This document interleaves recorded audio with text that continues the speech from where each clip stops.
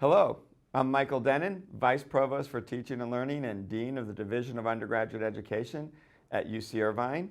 And this is Conversations with the Vice Provost, where we tackle issues of relevance not just to the UCI community, but to the nation and the world at large.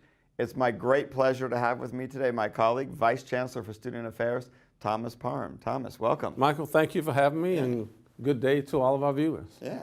So we're going to jump right into an exciting moment in UCI history this year. We were named a Hispanic Serving Institution this year. That's a designation from the federal government. And we were also named in the New York Times as the #1 university or college for helping students achieve the American dream. Yeah. I think these two things go very much hand in hand and with the kind of campus we are and that what we aspire to be. And I just, first of all, get your thoughts on this initial designation and we'll talk more about it. So this particular designation I think is pretty important, and perhaps we should start by not only decoupling the HSI piece from the designation, for helping people achieve the American dream, but also talk about why that's important. For the last 3 or 4 years in our admission cycle, we have been admitting probably and yielding 25, 26, 27% of Hispanic and Latino students, so that we crossed the threshold probably a year ago. Right. We then applied. And so as you know, now we're able to be officially designated there, but we've been in that particular space. So I'm excited about that. So there are a couple things I think that are important for our audience to know. The first is that the University of California, as long as I've been connected to it, has always functioned on a 3-legged stool. One is excellence, the second is access, and the third is affordability. So access is a critical part because even as we have this world-class faculty and resources here in this magnificent institution, if we can't give access to the people of the state of California, then it's all for naught. It also is a public institution, which means that we aren't just elite in our academic excellence. What we're trying to do is be elite in being able to invite people from around a diverse spectrum of communities across the state to be able to be a part of that.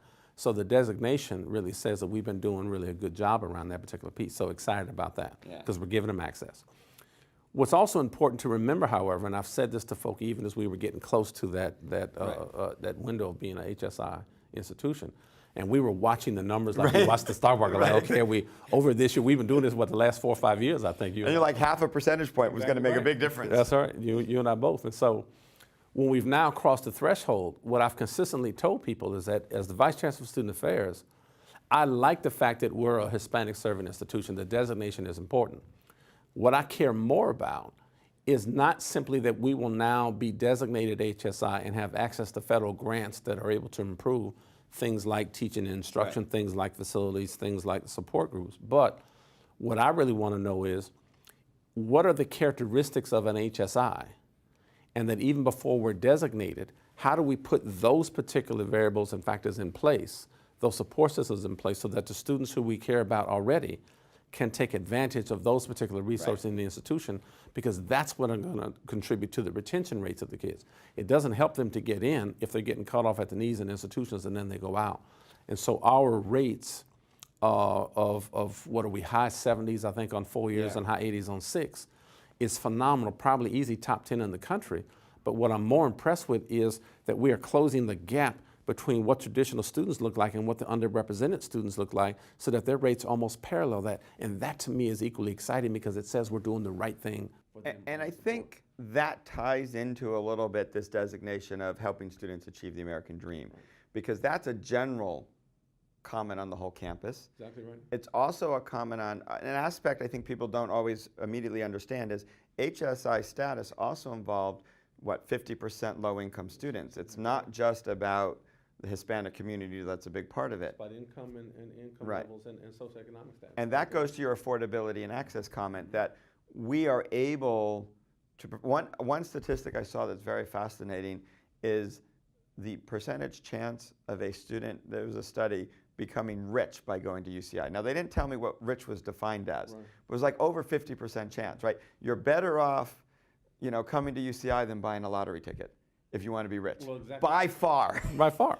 And it also, what that says is that we are literally in the business of changing people's trajectory. Yeah. So that your trajectory might have been like this, but now it's like this. You know, and I often remind people that the great American poet Langston Hughes says, we should hold fast to dreams, for if they die, life is just a broken-winged bird that cannot fly. What's he saying? We are in the business, right, of preventing broken wings, right, from breaking in the first place, right? Yeah. Or, so they just have intact wings, but also mending those wings that do break. Yeah. And so what's exciting about that is that we are changing the trajectory of some of these students in a way that their lives will be forever changed by having access to the magnificent resources in the institution. So positive about that. What I'm also excited about is we think about not only HSI status, but living the American dream and being able to prosper all that is that for some of these folk, they can't see that UC is for me, Right. and they can't see that UC is affordable. Yeah. One of the things, you know, I've been real blessed with, the system under President Napolitano and others has put together this Achieve UC. And these are times in the fall where each of the chancellors go out across the state to talk about, right, the fact that UC is achievable and affordable. So I have been blessed to represent our chancellors, both Chancellor Drake and Chancellor Gilman, who send me out on behalf of the campus to then give that message. So as I'm in schools talking to crowds of 500, 600, 800,000, 1,200 kids, right? Some parents, teachers, whatever, and you're trying to just turn them on and excite them like you're in church on Sunday, and they're feeling excited and yelling and whatever. You know, it's really helping them see that UC really is for you, that we got to dispel the myth that somehow it shouldn't be okay. We got to be able to talk to them through the social distractions where you got people, including family, who say, no, this is not for you. Peers on the street who say, no, you know, you can't do that. And we want to be able to give kids a permission slip to not apologize for the excellence they already represent. And that's what we do with it. And not only that, you said something very interesting in there that I think is one of the things we're starting to focus on, certainly from teaching and learning side and understanding families. Yes. And getting them to buy in and be part of the process. You know, I remember there was a time where universities would be like, we don't want the parents at all because they were an annoyance.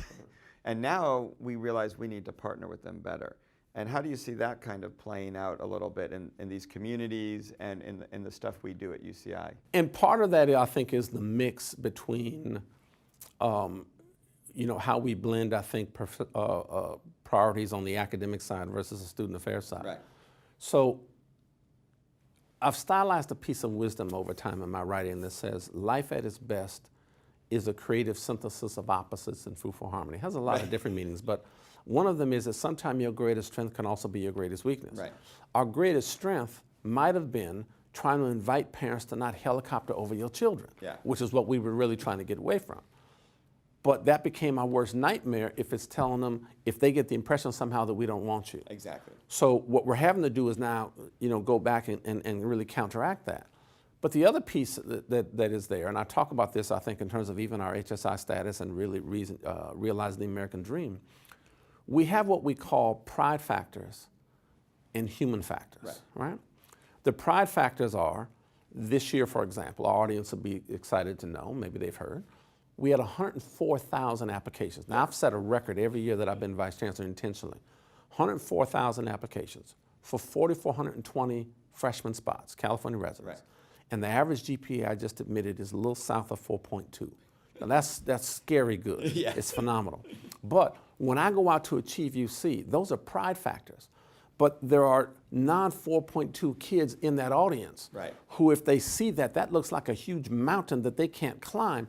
And so what I tell them, our greatest strength is all those pride factors.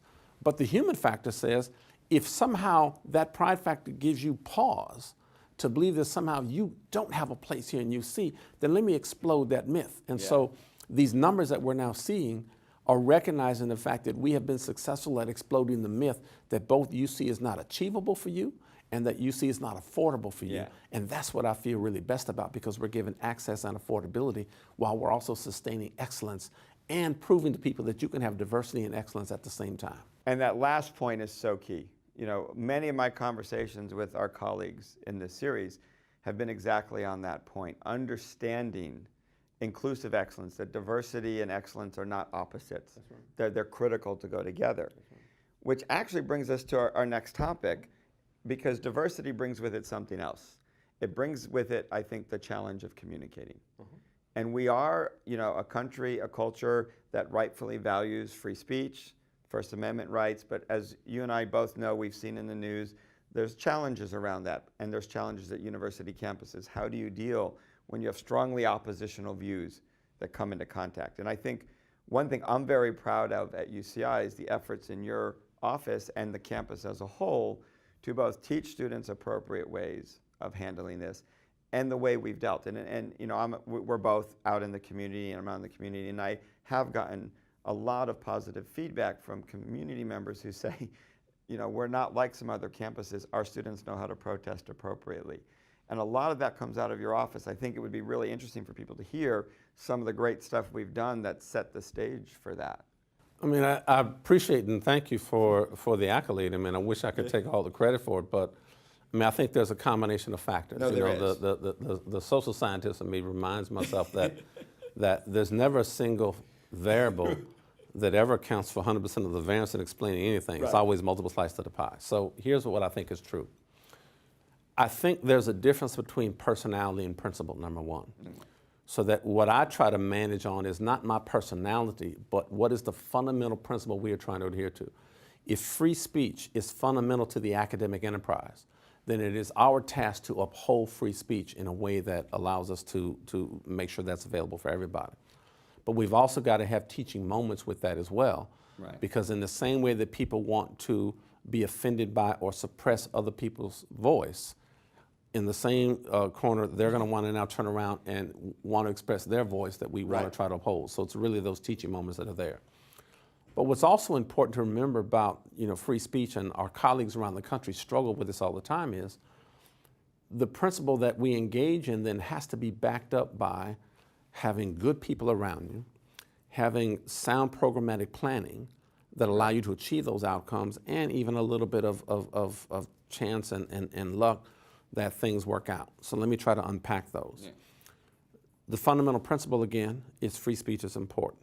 The second principle is, can we find a way to engage and create a climate where we can have vigorous and rigorous debate about ideas, because ideas are the substance of behavior. Right. So you want people not to suppress ideas. The antidote, if we say, to either offensive speech or hate speech is more speech, not less speech. So those are the principles we adhere to. When we go to sound programmatic planning, what I've done over the years is develop what I call a constructive engagement model. And the constructive engagement model has various components, but there are a couple that are important for the question that you asked. The first is that we have proactive engagement. Okay. So I'm not waiting on the students to erupt and then go out and try to respond. I'm meeting with students in important groups starting in summer of a prior year, all during the fall. What are you planning? How can we help you have a great experience? How do we help work with you on that? So if you want to have a protest, I'm not trying to do that. I'll help you have a protest. But here the here's the way to do it. Here's the way to do it. And if I just interrupt for a second, I think that you mentioned it's not one person. Right. And I think that's a UCI value that we've been able as a community to build, is that we do work with our students and they trust you, right? Because they're not going to give your office that information if they don't trust the process. And that's helpful too. I mean, and one of the things I tell folk, and you and I know this, I think, as senior administration, that the best thing we do is surround ourselves with good people, give them some strategic vision, get out the way and let them do what they do. And that's been really important. And so they not only trust us, but they trust the people who work with us. Yeah. And that makes a big difference. So as we constructively engage them, we're proactively engaging them in the space. We have teachable moments.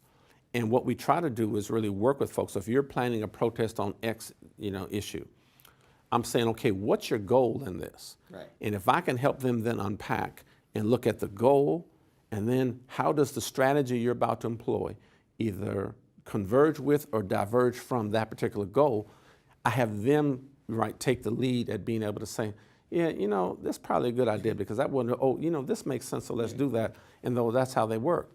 We then align and partner with them to actually put on events. So whether the issue is around gender, race, ethnicity, physical ability, sexual orientation, religious issues, Muslim-Jewish tensions and Palestinian tensions, all of that become topics of critical discourse and analysis that we're engaging in with programming that we are jointly planning with them so that they're in that particular space. But it doesn't mean that we insulate ourselves from those particular spaces, because even as we get the students to work in that, and we've tried to dial down the temperature on some of this, we have to navigate what I think are a whole lot of masters. One of those, of course, is the outside influence, who then want to see a violation because they're offended by a message that somebody's giving. Yeah. So they, one, don't want to respect free speech, even though they want to exercise. Right, they wanted to exercise themselves. But then if they think there's been a violation, they want a quick judgment. And I try to remind them, the external folk, that even if you think there's been a violation, there is such a thing in the context of free speech and everything else called due process. Right. And that due process is not calibrated on the anxieties of social media or external people. Okay. It is really built and anchored in a fairness that allows everybody, both the offending party as well as the offended, to be able to come together, to have their day in court, if you will, and to be able to navigate that particular space. And so we've been able to do that in a way that's there. And lastly, I'll say, in adding to that, who we've had on the front line, the fifth element of constructive engagement is permeable boundaries. Because the people who are on the front line are me and my people, not the police. And we work well with our law enforcement agencies and are very, very proud of them. But what we're trying to really promote is the idea that we need them for safety, not to be able to control situations. We can control that. So they're in the background of everything we do. If it starts to turn into a safety issue, we then move into the background and they move into the foreground. But that becomes a default position, not the basic way we confront people who want to protest. Because protest is fundamental to what it is we do in the academic enterprise. That is great. We talked in our little teaser, the teachable moments are key. Something you mentioned here that maybe comment a little bit more for people not familiar with it. A real challenge for the university is these external influences, right? Our students, they, I think, deep down understand that they're here for an education. And I think, you know, the skills they gain when we engage with them around, oh, what's your goal, right? I mean, I think a lot of students have in their mind this idea of being the student protester without having really thought through, I have a goal too, right? It's not enough to just protest. If I think of the civil rights movement, they basically achieved their goals. It was protesting with a purpose, right? They planned it out. And our students often just protest to protest. When they're starting, your office helps them figure out how to protest with a purpose, if that makes sense. Makes good sense, right? I think the external people are sometimes, maybe I'm judging them too harshly, a little more into the protest for a protest or into stirring things up, a little more agenda-driven than learning-driven. And how do you help navigate that space? That must be a bigger challenge, I would think, depending on the external party. So two things I would say to that. Let me talk about the students first and then talk about the external folk. Because the students understand the language of protest, the external folk are more prone to what I call selective attention. Okay. So let me start with the students. The students, in some respects, I was taught by the great Joe White when I was a student here. And one of the things he taught us growing up, and it served me well, he said, whenever you go into an institution, you should always learn to assess what an environment will tolerate. Okay. So if you know that you have allies and know that you have alligators, align with the alligators, stay away from the alligators, and then you move. Well, I grew up with Malcolm and Martin. I grew up like you in the 60s and 70s. I grew up at a space where we had civil rights and anti-war and black power and women's rights and those kind of things. So protest is part of the fabric of my upbringing. So you don't have to come and protest the vice chancellor in order to get your word. You got to come and knock on my door and act like you got some sense and say, can we sit down and figure out how do we plan this? That's why we do constructive engagement. But for young people, they don't understand that very principle about how to assess what an environment will tolerate. They understand the language of protest. And what they move for first is to go protest. And what I try to get them to hear is time out. You don't need to protest us to come do it. Come figure out how we can help you have a successful event. Even if you want to protest or demonstrate, I'm here to help you do that, not suppress it. That's what we want to be able to do. So we're trying to work with them about doing that. And for the most part, I think we've been pretty successful, which is why you see the temperature dial down a little bit in the last 7, 8 years. What's also true now, turning to the external folk. The external folk are kind of all of us have a desire to kind of watch out over our children, if you will. And these are our children in the community, whether they're biologically related or not. But what they do is they look at certain elements of what goes on. They then get their news on social media without really knowing the facts, and then they selectively tend to a particular portion of that. So we have external groups, for example, who will come in and cite an event in their publications that talk about a disagreement or a violation or something that occurred 5, 6, 8, 10 years ago. And the whole pamphlet and their profile on UC Irvine has that one element in it.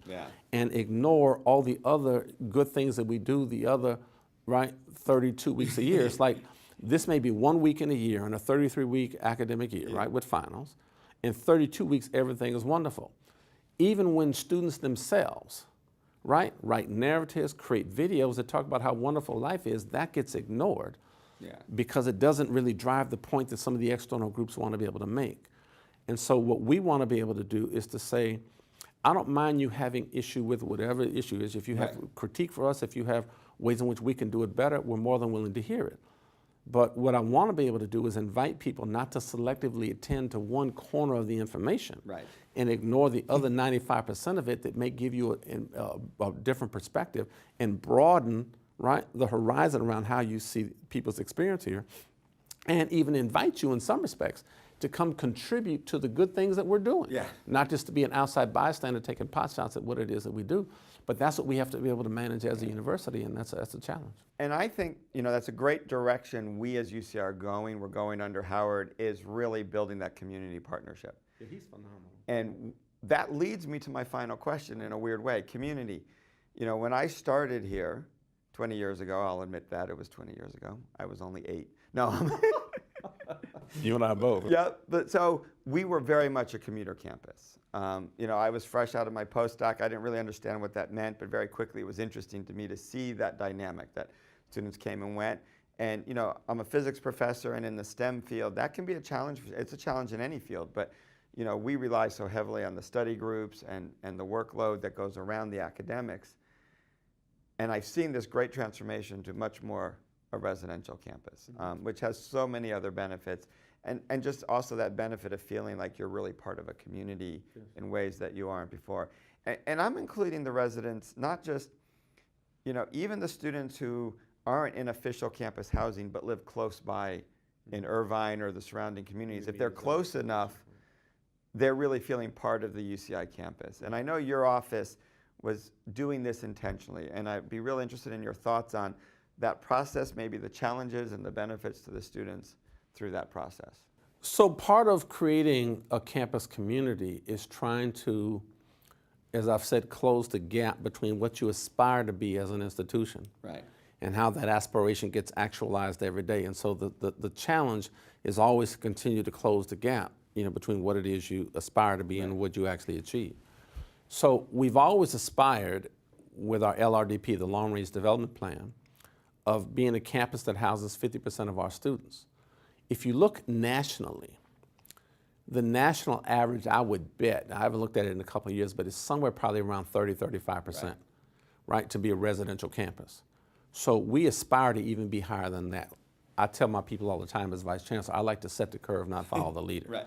So I'm even trying to change our LRDP in a way and suggest that we should not just be housing 50%, but even 60% of our folk for lots of reasons. So what have we done? One of the advantages we have strategically is we have a land mass that's probably 3 times the size of UCLA's physical plant. So we have the land to be able to build on. Number 2, we have the desire to want to provide a first-in-class experience for our students. I think all of our chancellors have really articulated that, and most recently, certainly, Chancellor Gilman in the strategic plan. The third is we have had an excellent housing community that has kept pace with the demand for students. And so we've been able to look in a business model way how the demand for who wants housing is really actualized in a way that we now have wait lists from people who are doing that, which for us become unacceptable. So we've been able to build both a good blend of both undergraduate freshmen, undergraduate kind of upperclassmen, and then graduate and family level housing there that is a pretty good mix of folks, so that now we probably have probably a little better than 14,500 bed spaces on a campus that's 30,000 big. I mean, it's space. Cool. But the other thing that I like about that is the biggest commodity that some of our students have is not just how affordable is it or money or something, Right. it's time. Right. And so if I can keep them from having to commute home, from long distances, if I can keep them from having to find parking spaces, do those things, if I can keep them from doing those things, it allows them to take maximum advantage of the resources here. Right. So not only can they get to class, they're not showing up late, they're able to get their meals, come Right. back, and engage the campus. But if you or I are having a research group, because in the labs we run, we have a group of 4 or 5 students, and the lab is meeting 4, 5, 6 o'clock. Well, the commuter students are not accessing those because Right. they're out either commuting home or they're out working a job someplace, so Yeah. they can't do that. So it's qualitatively helped us to be able to move in that space. And I think it's the residential element, not only that it's qualitatively, I think, the best housing footprint, not just in the UC system or the state, but arguably, I think, the nation. But it's allowed us to contribute to them taking advantage of those resources, so that when we look at our retention rates over time, you and I both know, Yeah. we sit on high 70s in 4 years and high 80s in 6. Yeah. That's phenomenal numbers for a place as academically rigorous as the University of California, Irvine.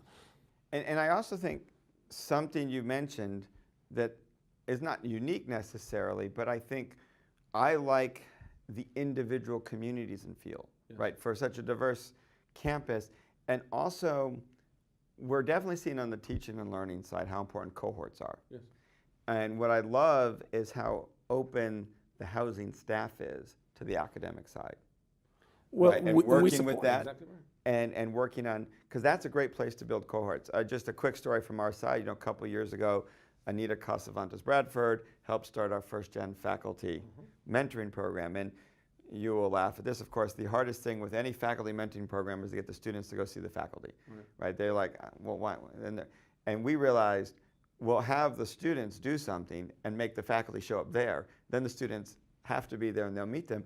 And housing is the best place for that, because as the housing director said, we have them. If we tell them you have to be here, they show up. And then if you bring a faculty in, they get to meet the students are like, oh, this person's okay. He or she is someone I can talk to. And when the faculty member then holds an event, the student goes. So housing is really an amazing entry point for students into that academic experience with faculty. And that's a great partnership, I think, that's Exactly often right. underestimated. But again, we're back to the principle, not the personality. So Right. it shouldn't matter whether Parham sits in the seat or not.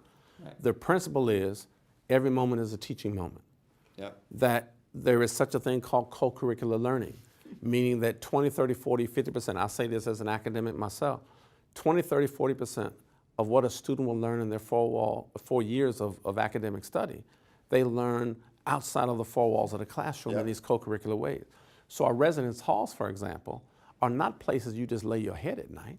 Yeah. These are living, learning communities where you're coming to learn about how to get along, how to manage your stress, how to challenge conflict and not only avoid it, but also manage it, how to work with diversity, how to be in those spaces. So these are the teaching laboratories that people are in.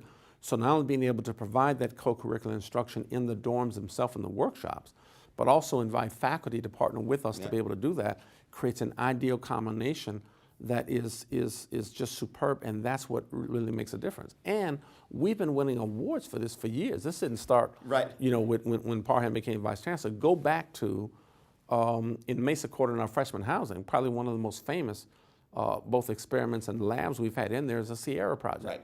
There's no accident that probably 60 to 70% of our student leaders over time come out of that Sierra dorm, because that's where they're talking about leadership and diversity and co-curricular learning. But we were writing books about that back in the 70s. Yeah. And I think, this is a nice tie-in to even our first 2 topics, right? The vibrant residential community is what helps support those Hispanic students and all of our students. It's what helps develop the cohorts for the American dream. And it creates that community that's willing to engage in the free speech in a productive way. So it's a great tie-in to have that housing moment. Before we wrap up, I want to give you the opportunity to comment because I'm so excited. I love our new tower. And as a geek, I love the fact that we're building 2 towers in Middle Earth. Yes.